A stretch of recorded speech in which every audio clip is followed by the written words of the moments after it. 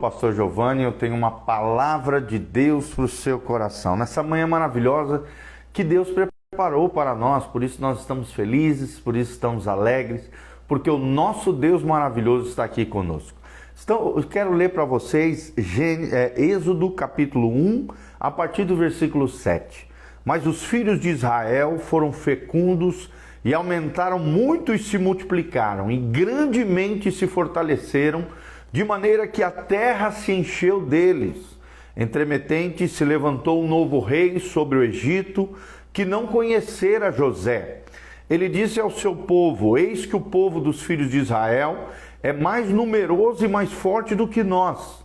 Ei, usemos de astúcia para com ele, para que não se multiplique, seja o caso que, vindo guerra, ele se ajunte com os nossos inimigos, peleje contra nós e saia da terra. E os egípcios puseram sobre eles feitores de obras para os afligirem com as suas cargas. E os israelitas edificaram a Faraó as cidades celeiros Pitom e Ramassés. Mas quanto mais os afligiam, tanto mais se multiplicavam e tanto mais se espalhavam, de maneira que se inquietavam por causa dos filhos de Israel. Então os egípcios, com tirania, faziam servir os filhos de Israel e lhes fizeram amargar a vida com dura servidão, em barro e em tijolos, com todo o trabalho no campo, com todo o serviço em que na tirania os serviam.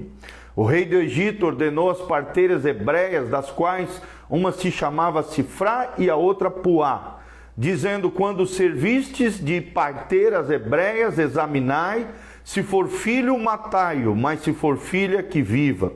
As parteiras, porém, temeram a Deus e não fizeram como lhes ordenara o rei do Egito, antes deixaram viver os meninos. Então o rei do Egito chamou as parteiras e lhe disse: por que fizeste isso e deixastes viver os meninos? Responderam as parteiras a Faraó: é que as mulheres hebreias não são como as egípcias, são vigorosas e antes que chegue a parteira, já deram à luz a seus filhos. E Deus fez bem às parteiras, e o povo aumentou e se tornou muito forte. E porque as parteiras temeram a Deus, ele lhes constituiu família. Então ordenou Faraó a todo o seu povo, dizendo: a todos os filhos que nascerem aos hebreus lançareis no Nilo, mas a todas as filhas deixarei viver. Olha que interessante.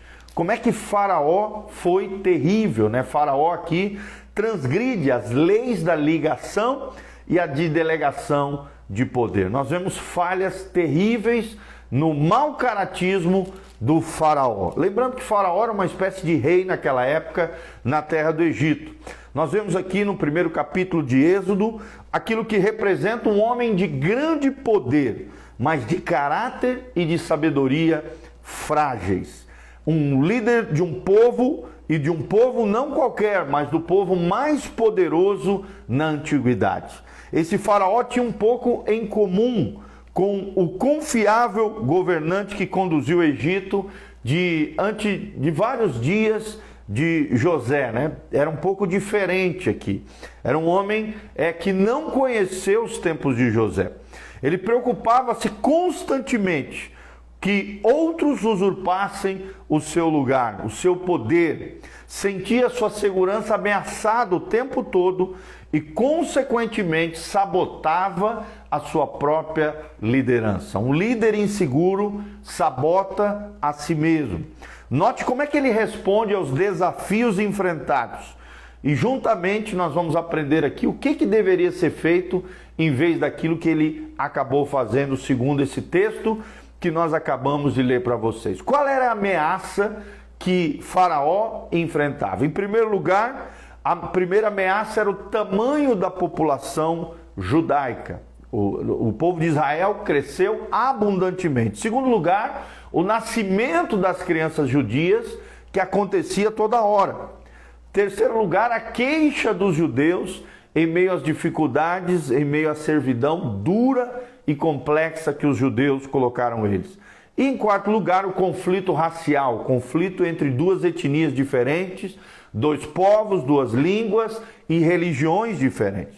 E qual foi a reação de Faraó em meio a isso? Qual foi a debilidade, a fragilidade de Faraó como líder que nós podemos aprender através desse episódio? Primeiro, diante do tamanho da população judaica, a reação de Faraó foi aumentar ainda mais a opressão e o trabalho forçado. E infelizmente muitos líderes acabam fazendo isso com os seus liderados. Segundo lugar, diante do nascimento das crianças judaicas, ele quis a matança de todos os meninos, os machos, os homens que nasciam do povo de Israel. Diante da queixa dos judeus, diante do trabalho pesado, ele subjugou ainda mais severamente os escravos aqui, o povo de Israel. E diante do conflito racial, nós vemos que a reação de Faraó foi uma dominação ainda mais forte, sem causa, sem uma boa causa. E qual seria a reação correta que um verdadeiro líder que não tivesse sido tomado pelo medo, pela insegurança, deveria reagir diante dessa ameaça? Diante do tamanho da população judaica, a reação correta na liderança o faraó deveria posicioná-los bem, assim como foi o seu antecessor no tempo de José. Ele viu em José um menino diferenciado, um homem segundo o coração de Deus, e colocou ele numa posição em destaque. Diante do nascimento pujante, das crianças judaicas, ele deveria equipá-los para liderar e ajudá-los no seu desenvolvimento e no seu aperfeiçoamento. Diante da queixa dos judeus com o trabalho pesado, como é que Faraó, se fosse um líder correto, um líder segundo o coração de Deus, como é que ele deveria agir? Ele deveria aliviar as cargas, se sensibilizar em meio às dores e os problemas que estavam acontecendo com o povo de Israel. E em meio a um conflito racial, como é que Faraó deveria reagir? Ele deveria estabelecer relacionamentos, gerar pontes de reconciliação e não ampliar ainda mais a brecha, o abismo que havia entre as duas raças, etnias diferentes, os egípcios e o povo de Israel. Então nós vemos claramente que a lei da delegação do poder ensina que somente líderes seguros são capazes de dar poder, autoridade, esferas de governo a outras pessoas. As lacunas emocionais desse faraó, especificamente da Bíblia, que nós estamos ensinando para vocês, o impediram de delegar poder aos outros, governo a outros. Ele se sentiu o tempo todo ameaçado pelos dons ou pelo número crescente dos filhos de Israel. E consumido pelo esse controle de danos, ele falhou como líder, falhou como homem, falhou como ser humano em beneficiar a todos através de uma avaliação dos talentos e dos recursos disponíveis na sua mão. E no final ele acabou destruindo a própria nação, o seu exército e o seu próprio governo, agindo baseado na sua insegurança. E você, meu querido, como é que você é? Você é seguro no Senhor, confiante no Senhor, ou tem medo de tudo e de todos? Será que você tem permitido que o medo se alastre no seu coração, criando raízes, te despersonalizando, te desfigurando como pessoa, como indivíduo, como ser humano, como líder, como gestor? Então pense um pouquinho sobre isso que nós estamos aprendendo na vida de Faraó. Faraó reagiu de forma equivocada. Por quê? Porque estava assolado e tomado pelo medo no seu coração.